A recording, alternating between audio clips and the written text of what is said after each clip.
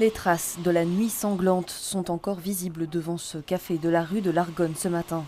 2 personnes ont perdu la vie dans une fusillade et 3 autres ont été blessées par les coups de feu. Le ou les auteurs ont pris la fuite.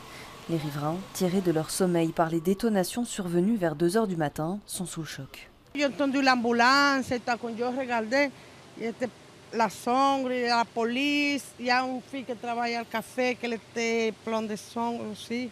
J'ai constaté qu'il y avait 4 corps, 4 personnes couchées, parmi lesquelles un de type caucasien avec un cerveau totalement arraché. Ce sera à l'enquête d'éclaircir les circonstances des faits et dresser un éventuel lien entre cette fusillade et le trafic de drogue.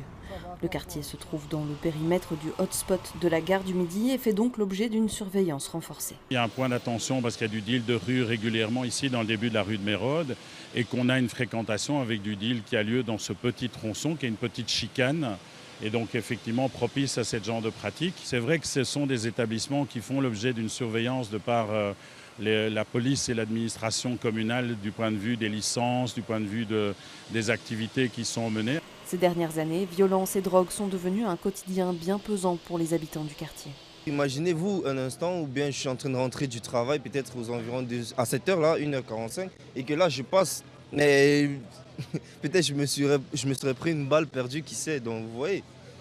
Cette insécurité semble se renforcer ces dernières années, comme le témoignent ces 2 riveraines installées ici depuis plus de 30 ans. Avant, c'était bien, mais depuis quelques années, ça devient...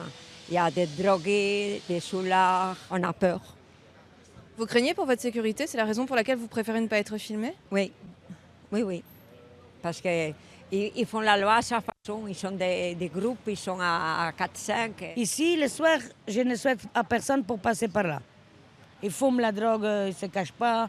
Hier, il y avait un pleine journée, vers 7 heures, pissé comme ça devant nous. J'ai dit, mais monsieur. Et encore, il est fâché parce que j'ai dit, mais c'est pas normal ça. Il y a des gens même qui font caca partout. C'est horrible, invivable. Sur le terrain, les zones de police et la commune poursuivent leur travail pour endiguer cette montée en puissance des violences, en fermant notamment les établissements où des faits de délinquance sont constatés.